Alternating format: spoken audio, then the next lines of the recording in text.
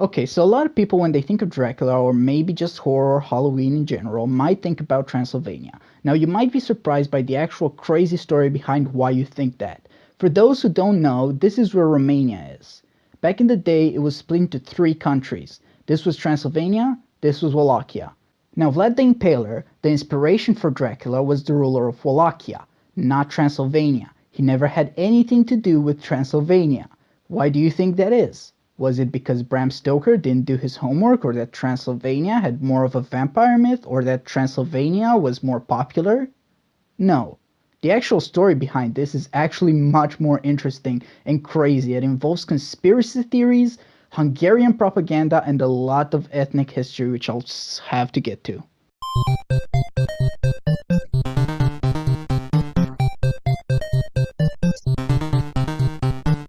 Okay, so to understand Romania ethnically, we have to go all the way back in time to the Thracian tribes.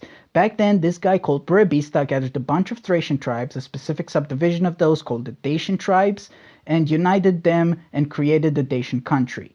At one point, they had two wars with the Romans, where the Romans conquered a little bit of Dacia, but because of Romanization, the Romanized Dacians to the south spread said Romanization to all the other Dacian regions, making them speak a more Latinized language, and there you go, the Romania identity is born.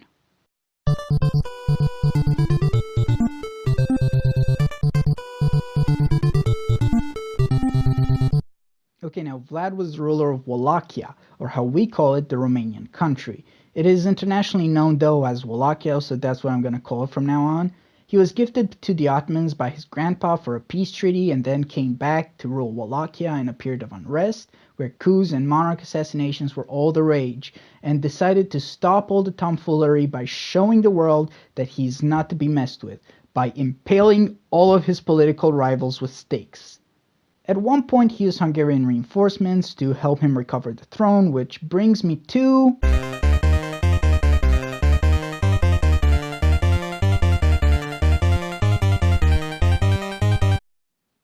So at one point, the Austro-Hungarian Empire conquered Transylvania, but many people in Transylvania still identified as Romanian, and Romania proper wanted to get back Transylvania. Now, Romania did just that after World War I as a reward for fighting against the Habsburg Empire. Now, that's because Romania didn't really want to fight the war at all, let alone alongside Russia, so they had to be persuaded a lot to join the Entente, and now Transylvania was given to Romania. But just like all the other Habsburg Empire ethnic regions, this was a long time coming, and the Habsburgs were worried about their empire falling apart for quite some time, so they definitely tried a lot of nationalistic propaganda tactics to keep their empire from breaking into civil war. One of those was this conspiracy theory that basically says that no one in Transylvania is actually Romanian. The Hungarians came and killed all Romanians, and everyone in Transylvania is actually Hungarian, no matter what they say.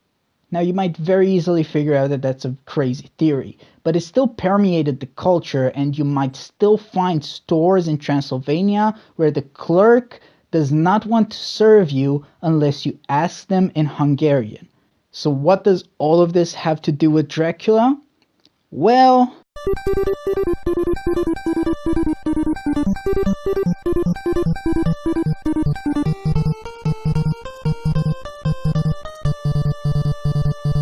These are two true things about Bram Stoker. One, his inspiration for Dracula was Vlad the Impaler because he was cool and cruel, and two, he was a sympathizer of the Hungarian propaganda nonsense. Now, he wanted Dracula to be villainous, but also he didn't want his character that is so cool that at one point will look like this, and so suave that at one point will inspire this, be Romanian, since that would just be free advertising for Romania, which in the long run ended up being anyway.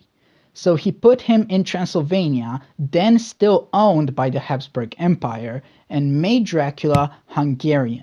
This is why in the 1931 movie, the role of Dracula was played by Bela Lugosi, a Hungarian. Now, this is the most well-known real-life thing about Dracula, that his inspiration, Vlad the Impaler, ruled from Bran Castle in Transylvania. But now you might be able to easily figure out that the in Transylvania part of that sentence is wrong. This is where Bran Castle is. It's south of Brasov, which is in Muntenia. which is the most Romanian part of Romania.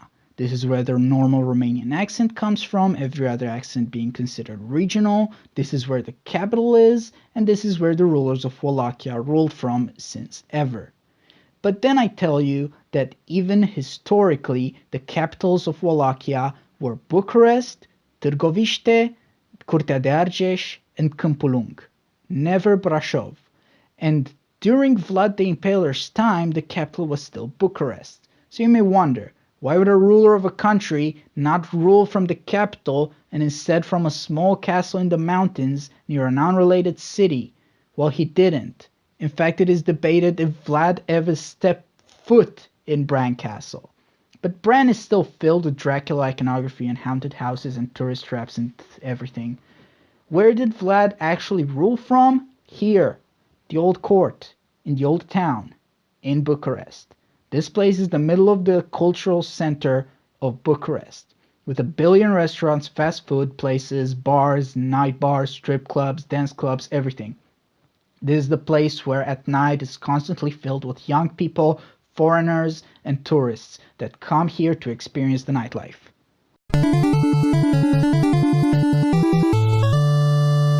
Now, what's my point? I have none. Do I dislike Dracula as a character? No. Dracula is cool, and I like him in all of his reincarnations. Do I have a problem with the kitschiness of Bran Castle?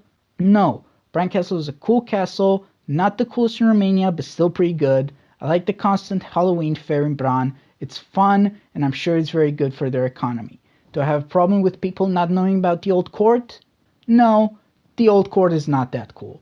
And if you're in the old town and you are not interested in the nightlife, there are still cooler buildings and more interesting things you could visit in walking distance. So I guess my conclusion is, if you got anything out of this video, good for you. I definitely did not intend for that.